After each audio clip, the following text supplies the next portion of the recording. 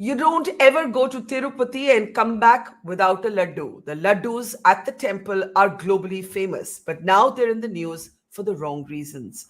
I'm Barkha Dutt, you're with the Mojo Story. There has been a furor after it has been discovered that a laboratory report completed as far back as July confirmed the presence of animal fat, including beef tallow and fish oil, in the ghee that is used to prepare and cook the laddus at the Tirupati Mandir. This has led to an inevitable political war as well, with the Chandrababu Naidu government blaming the former government headed by Jagan Reddy. Jagan Reddy, in turn, has accused the Chandrababu Naidu government of deflecting from real issues. In the meantime, Jagan Reddy's own faith has come into public debate, as has the wider debate over who should be in control of temples.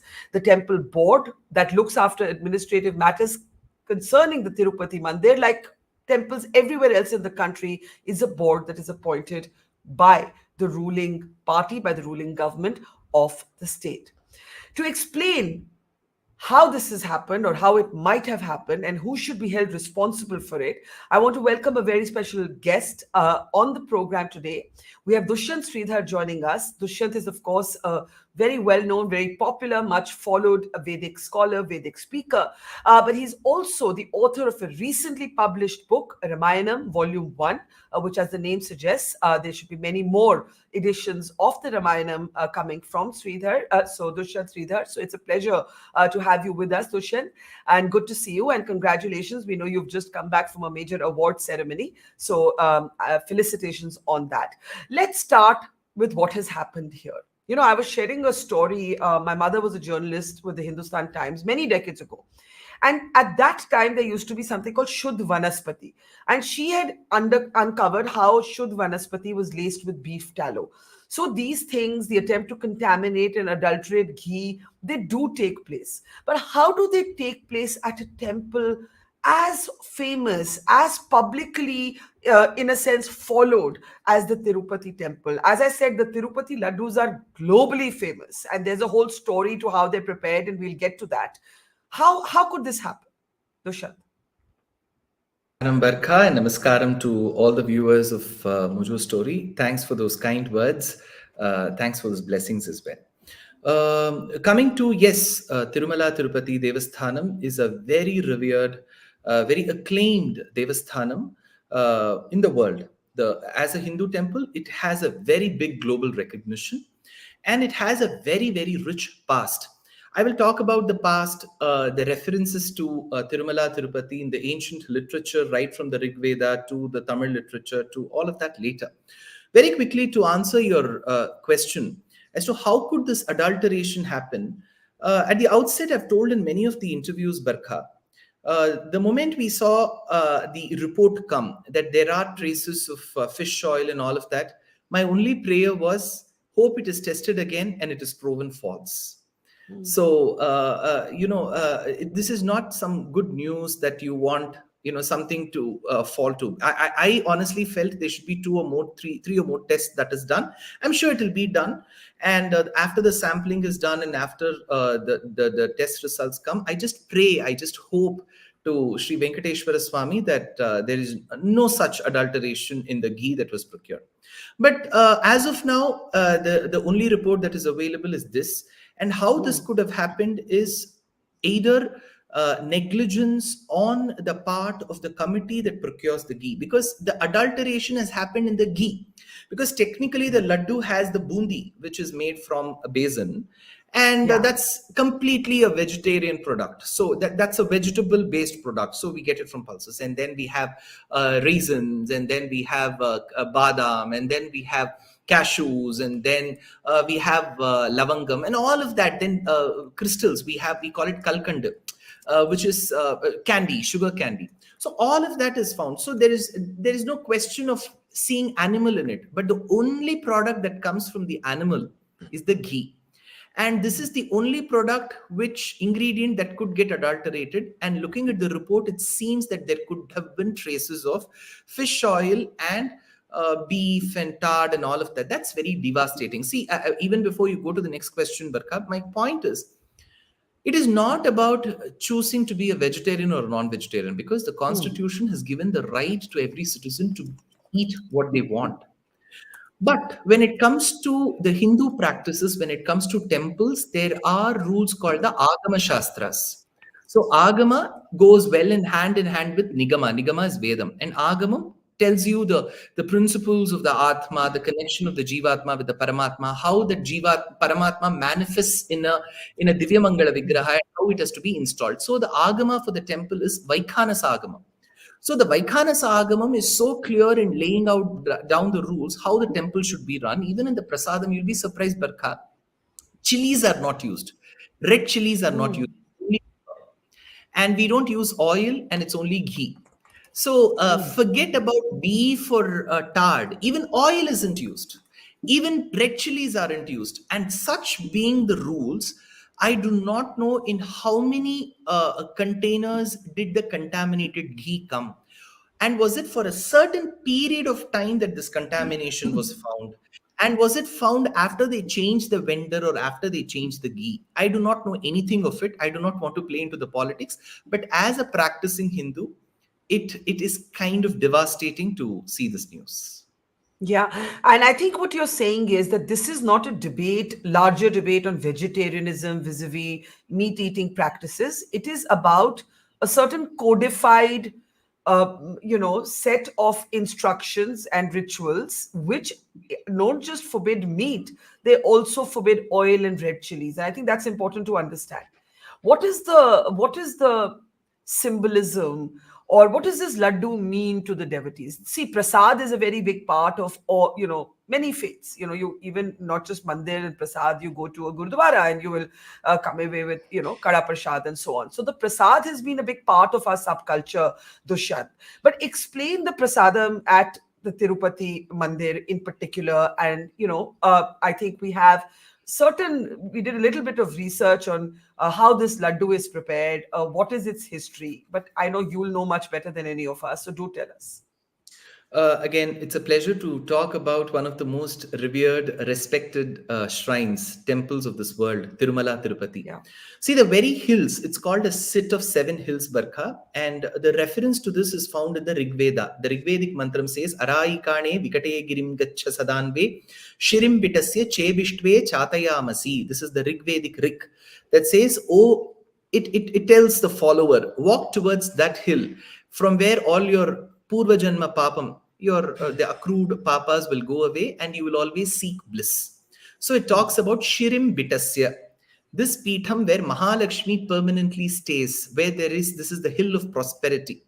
And corroborating this is a shloka in Brahmanda Puranam. There are over 6 Puranas that talk about the greatness of Venkatachalam Mahatmyam. It's called Venkatachalam, Venkatam, Tiruvenkatam, and so on. And there are references in the ancient Sangam literature of Tamil. So Tolkapiyam, which is of the 5th century BCE, clearly talks about Tiruvenkatam.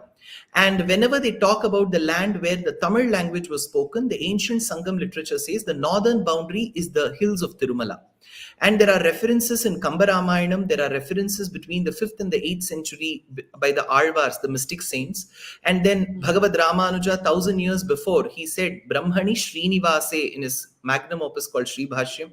Vedanta Deshika talks about 108 verses about the Karuna, the mercy of this Lord called Daya Shatakam. There is the famous Suprabhatam by Prativadi Bhayangaram Annan Swami of the 14th century, which was popularized by Bharat Ratna M.S. Subalakshmi, which begins with Uttishthotishta Govinda Uttishta Garuda Dhvaja. All the composers of Bhakti tradition have sung, be it Tyagaraja, Muthuswami Dikshitar, Annamaya, Uttakadu Kavi, many. So such is the legend. And in the last 1000 plus years, there is a documentation that talks about the inscriptions, the prasadam made, the contributions given by various kings. And that is a compendium in continuum. It is called as Tirumala Laddu. And it says that in 1480, the earliest reference is found to a sweet that was round in shape, and it was called Manoharam. So that which is very, very pleasing to the mind and the heart and of course the tongue. So it was called Manoharam. But it doesn't talk about the ingredients. In the first half of the 18th century, around the 1715, is when we have a documentational inscription that says something like a laddu was made with the besan and all of these ingredients, of course, ghee and all of that. Yeah. Yeah. Interestingly, Barkha, the one prasadam which Tirumala Tirupati has been ancestrally or probably historically known for is not laddu. It is the vada. It's a dark hued flat base, and it's made up of urad, and it has pepper. It's a very tasty vada, but for many of them they will find it very tough to bite. So that is Hmm. the vada that is very well documented. Laddu came from the 15th century, then to the 17th century, and in the 1940s, there were about 6 or 7 iterations made by Kalyanam Iyengar, if I'm right, and he came up with this laddu, the final prasadam that we see today. And there are 3 kinds of prasadam which is made, which is proktam, Kalyana Utsavam, and there's another prasadam which is made. The other prasadam is made very rarely for very important functions. The one which is made very big one is for Kalyana Utsavam, and then that the one which is small, which is made for all devotees to take home, is the proktam laddus. And all of this have the same ingredients. That's all. So now, what is prasadam? See, when we go typically to a temple, nobody should, they will ask a question, oh, does the creator need food? Essentially, he doesn't. He's sarvagya, sarvavyapi. He's omniscient, omnipresent. He doesn't require the food that we give. But in a temple, the bhavam is, the emotion is, you treat the Lord as your very atithi, your guest, or as your child. So, like how you would wake up your child in the morning, you sing Suprabhatam. Like how you would give him a bath, you give Abhishekam. Then you give food. So, this offering of food is to ensure that he showers his mercy and compassion on the food, and that which has been blessed by him is consumed by the devotees. There are many, many places, even today, Barkha, where people go to the nearby temple, take that prasad, come home, and then only eat. So, Yeah. that's the belief we have. And last of all, see, this prasadam has ghee, has besan, has dry fruits, and even the spices, cardamom, and all of that in it. Why? Because many families from those days even till date are not well enough to buy all these ingredients like ghee and dry fruits. So when you go to Tirumala and you collect those laddus, I still remember in my childhood, whenever we used to go to Tirumala, Tirupati, and used to come, they used to make small laddus in my home. They used to put one in my tiffin box and send, because that was like a multi-grain Yeah. nutritional Yeah. prasad. Yeah. That is what is kind of devastating to me. See, there are so many parents who would be sending this to their children. The moment they know that there were traces of fish oil found, that Yeah. hurts that belief system, and that should have not happened. Yeah, absolutely. And is it true that there's a particular sort of sect that makes the laddus So see, there are two. historically or traditionally? When we consider prasadam for a famous temple like Tirumala Tirupati, or be that matter Krishna temple in Guruvayur, Yeah. Kerala, these are all temples that are open throughout the year and thronged by thousands of people every day. It's like 60 to 80,000 is the average number of devotees who come to Tirumala Tirupati. On certain days, it can go even up to 2 lakhs. So, given that, you cannot have the temple's own kitchen do all of it. So within the temple premises, there will be a kitchen where the traditional firewood and all of that is used, and then that prasadam is served to the devata within the temple, and that is distributed to devotees within the temple. But the laddus that we get served is made in a mechanized kitchen. If you go Right. to Tirumala, just outside the temple, because it's huge, you'll have to, these are all not 1 or 2 liters of ghee that we are talking about. They'll be using like thousands of liters every day. And you need at least 1,000 to 1,200 people engaging in this process. I'm sure but to answer your question, I would say that I'm a Tamil Brahmin, and I belong to this community called as the Iyengars.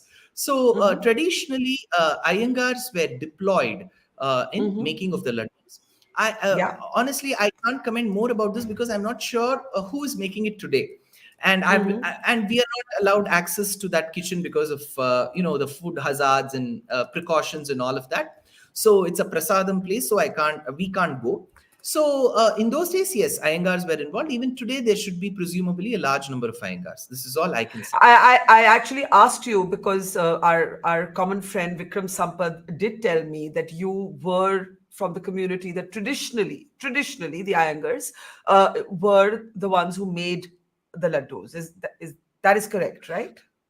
So, a large section of the Tamil Brahmin Iyengars have been serving the Vishnu temples I for a very see. long time in the south I part see. of India.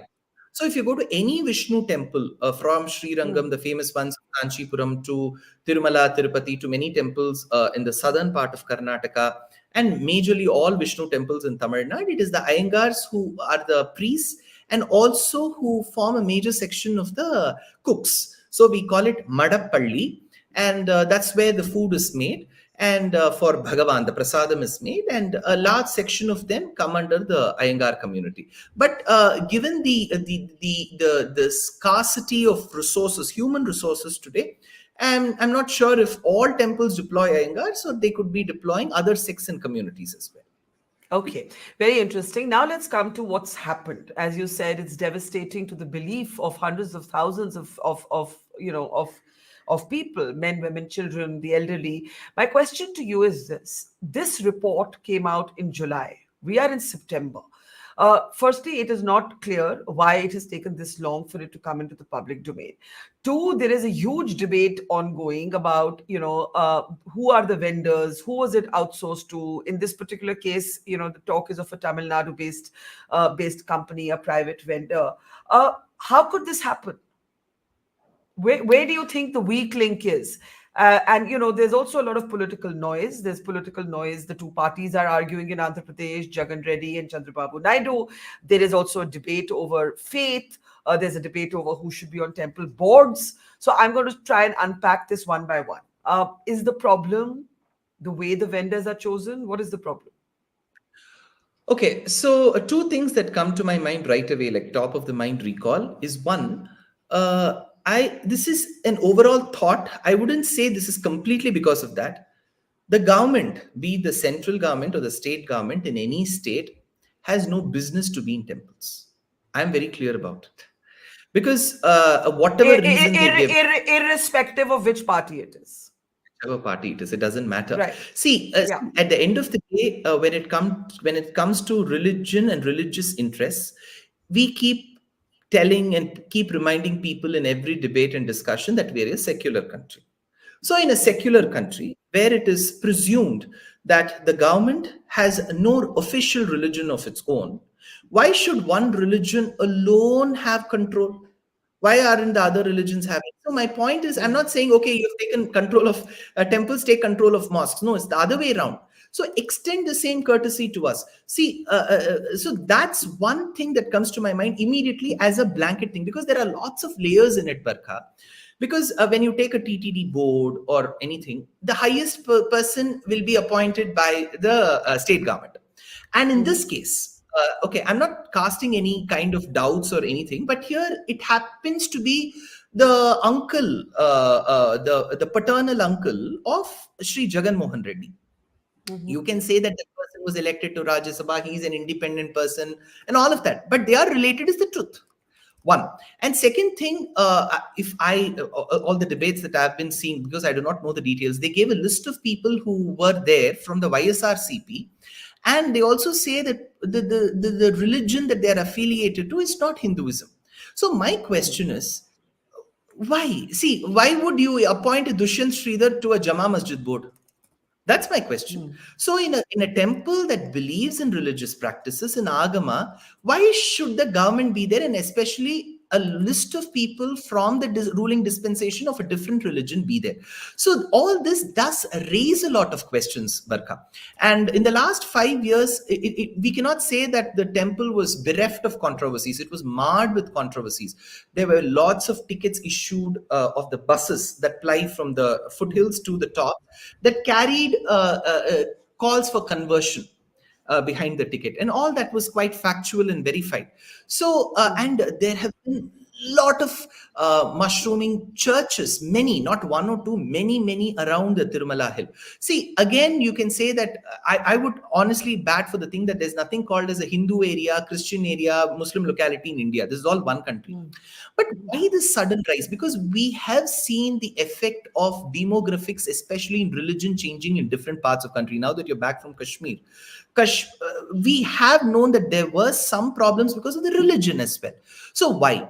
And that too, there's one rule, Barkha. When you enter the Tirumala Tirupati premises, the temple, if you belong to a different religion, you should be signing a declaration form stating that I, so and so, I'm of a different religion, but I do respect the sentiments of this temple. I respect Hinduism. I respect and have love for Venkateshwara Swami. This is the declaration that the temple has. And from the debates, I understand that Jagan Mohan Reddy hasn't signed even one declaration, though he has attended to the temples. So, see, my question is, signing the declaration wouldn't make him a Hindu. Not signing wouldn't make him a monster. So my point is, all these land up in the first point, that government should not control temples. As simple as that. And second point is, this is a point that I'm raising as a devotee.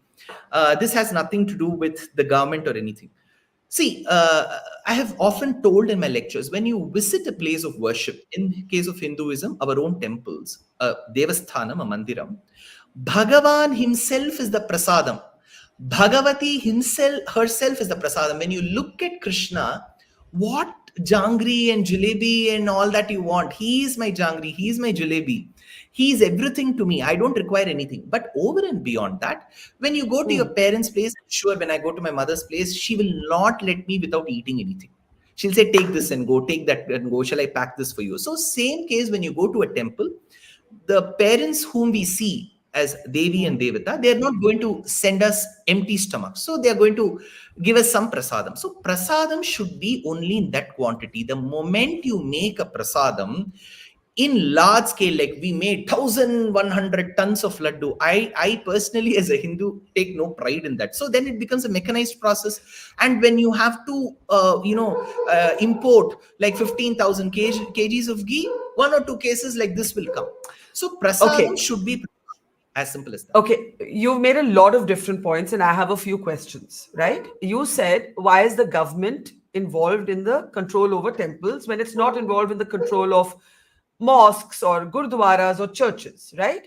How would you see the debate around, the Waqf board legislation, which has currently gone to a select committee? In parallel, it occurred to me. So I just wanted your thought on that. Would you say that no religious place of worship, no religious management should be in the hands of government, even if it involves land? In a way, it's similar, right? Because land resources are tied up to these debates.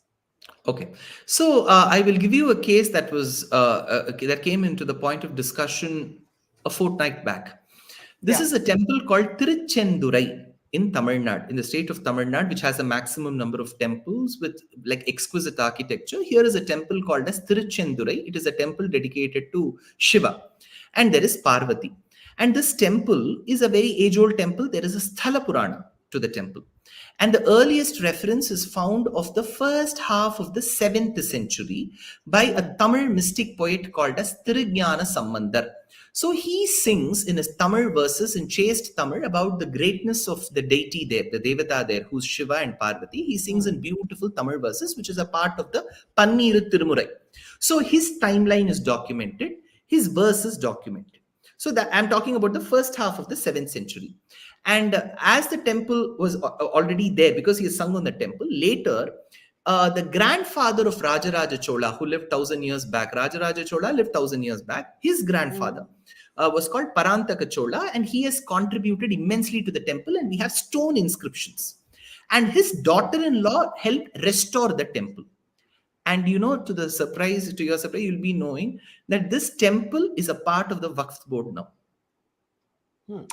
No, I am sure there are those debates, but I was just asking the principle of where the government should enter on religious matters. And I'm assuming that one of the reasons governments don't want to give up control of temples is because of the resources attached to temples, the influence of temples. I'm assuming that is the reason. Why does any government want to control a temple, according to you?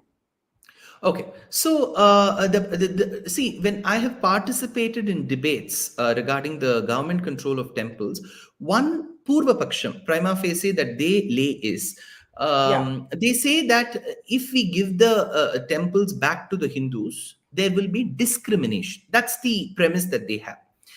The first, so they say that there was discrimination in the past and that discrimination will continue. So the premise that they have is, if the government controls something, there will be no discrimination.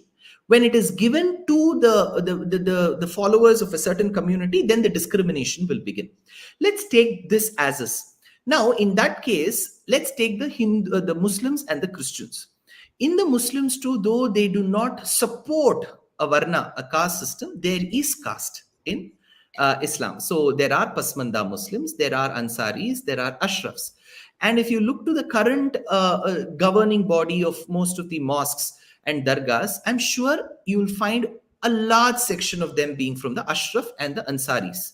And you will barely find any woman being a part of any of these boards.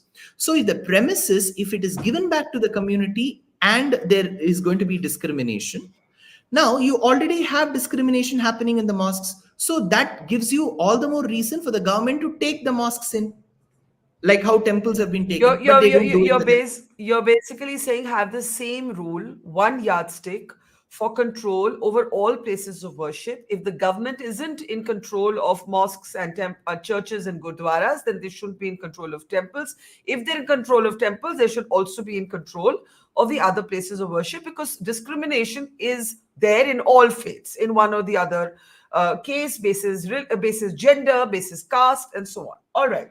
Now the Yeah. second point. This, sorry, you wanted to say something about that? Go ahead. Yeah. I was going So to so move so on. Yeah.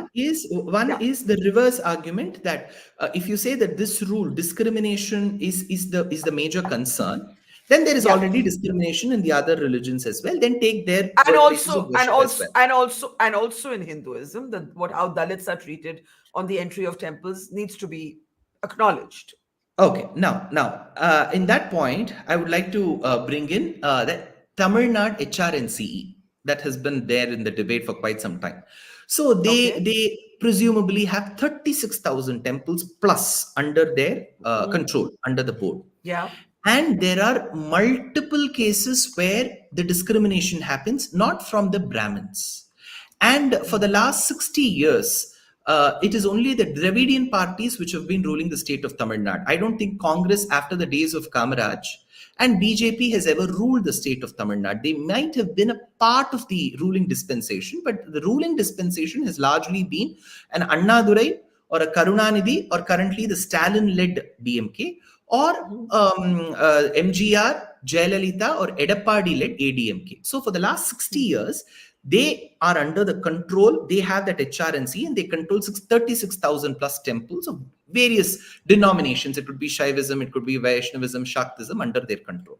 And they have been owning all the properties. When I say owning, they have to manage and ensure that there is justice with respect to the properties. You know, thousands of acres of land under their watch has gone missing. Thousands of acres of land have been encroached, and all this comes from their very own audit. You don't have to go for an external audit. So, if they say that the land and all of that will be taken away, discrimination will stop, there are places where discrimination happens, and it is not because of Brahmins at all, Barkha. You can check on various reports. So, if the premise is okay, if the temples come under the government control, land will be saved, they will be documented, the money will be spent for the right purposes, and third of all, the discrimination will not happen is proven false in case of the Tamil Nadu government. So Okay. yeah, Sorry. No, no, I was just saying Tamil Nadu has a peculiar set of paradoxes, because all of the politics is based in anti-Brahminism, modeled on Periyar, and you and I have spoken about it in another context. But I think the larger point that you make is taken, that there is discrimination socially across faiths, either on the basis of caste or gender or some other identity. And government control or lack of government control should be uniform across faiths. I think that is the point that you're making. To come back to this subject. True. Barkha, just Sorry. one point, very quick point. Now, in Hinduism especially, I'm sure other religions will also have it. In Hinduism especially, there's a practice that if the child falls sick, the mother will have a 10 rupee note folded and kept near her puja room, and she'll say, next time I visit the temple, I'll put it into that donation box, which is called hundiyal. This is a very common practice, and people make large donations as well. So, Tirupati, or any temple for that matter in Hinduism, has this donation concept where you donate to the temple. And the Hindus, the believers, donate to the temple, considering that this will be used for renovation, restoration purposes. And all these large temples also have Annadanam, where they give free food to all the people who visit the temple. They construct schools, they give scholarships to children. Now, the last or the most important allegation is a large section of these donations is used by the state government that controls the temples for generic purposes, and especially for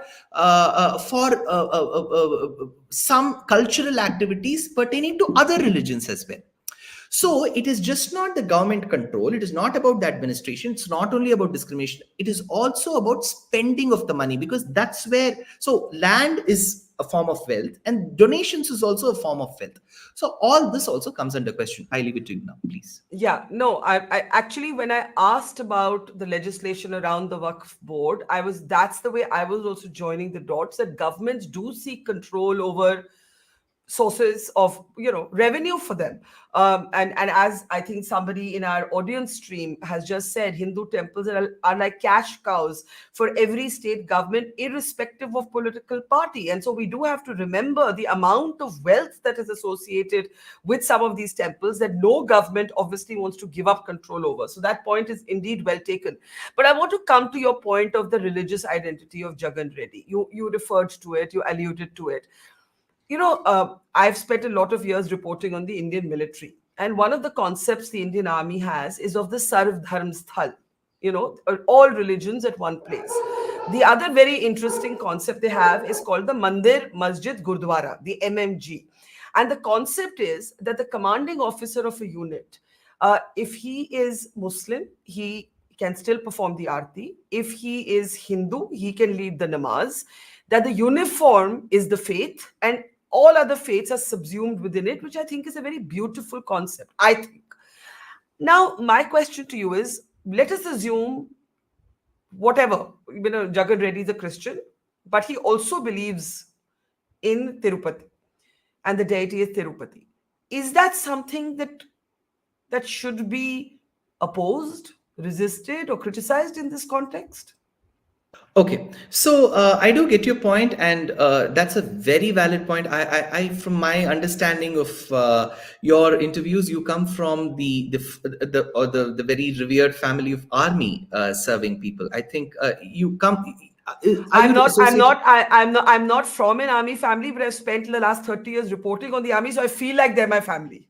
Yeah. So the point that you've made about the Sarva Dharma Sthal is very important, because in schools as well, Barkha, when I used to be a leader, school pupil leader or something. So when I had to recite, I used to recite a shloka and then used to recite a Christian prayer.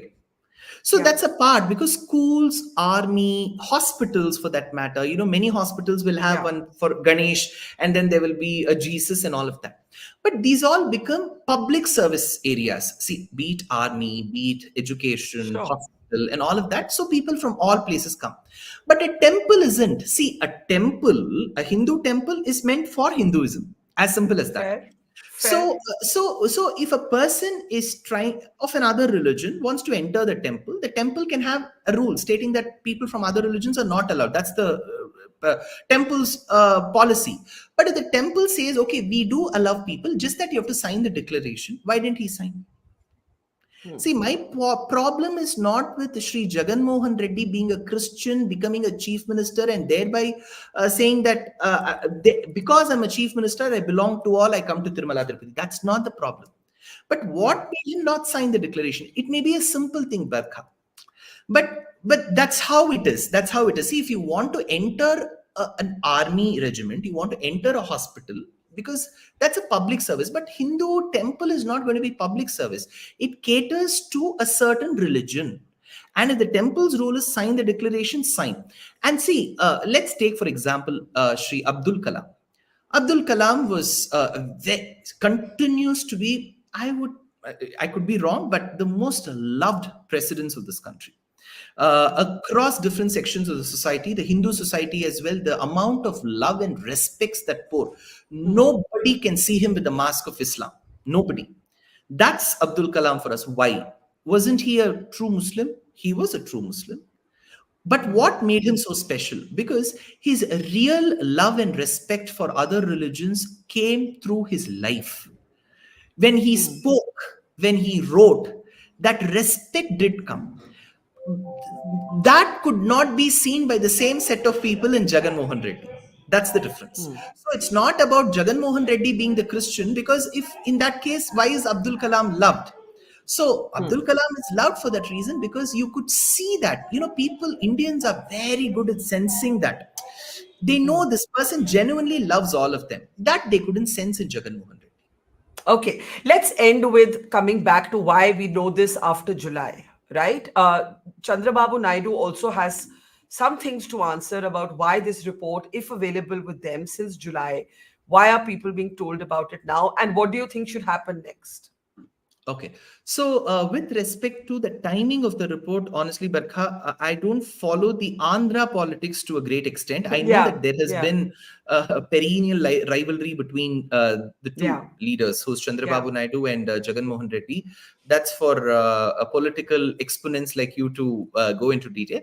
But your question was, why now? Why did the report come? But I'll tell you, as an Astika, as a follower, whether the report was given in July or it is now given in September doesn't matter to me, because the fact remains the same. So fact remains is there was adulteration in the ghee, and allegedly there was beef, fish oil and all of that found. So whether it was told in July or September, I don't think my reaction, my sentiments, or the way that has impacted me would have changed. Coming to the politics, I would sincerely urge just not the two of them, all leaders across the country, please leave, I would say, keep religion slightly away. Unless and until a religion is affected, where you see that a religion is being victimized, then don't raise, you don't, bringing Shabarimala issue into politics. All this is not required. People know what to follow. People know what to follow. So I don't think the religious leaders have to come. And henceforth, what should be done? My honest opinion is there should be more tests done on the samples, and finally it should be proven that there was no such adulteration. That will be more, pacifying, convincing to a devotee, rather than telling that we did 4 more tests and we found. That's going to be devastating. See, it could be political. People can score brownie points over it politically. Keep politics aside. This is a question of faith, belief. And in case it is found from further tests that there were traces, then probably the person who was responsible, see, it comes from the ghee vendor here. The other people will not be. So who gave that tender? What kind of a company is it? Was it changed suddenly? Why was it changed? Why was that? All this should be asked. And unlike most other investigations that begin while I'm 40 and ends while I'm 60, shouldn't happen here. Yeah, fair enough. Dushyanth, it's always a pleasure. One learns so much from you. Again, Dushyant Sridhar has a new book out. It's called The Ramanayam. It's the first volume of many more to come. Do have a look at it if you haven't yet. And we hope to have a longer conversation and a separate conversation about your book as well. That is still pending. Dushyant, thank you for talking to us, and take care. Thank you. Namaskar. Thank you. Thank you. It's great to see you here. Thank you for watching our work. If you haven't subscribed yet, don't forget to click the bell icon and subscribe to Mojo Story and support independent, robust journalism.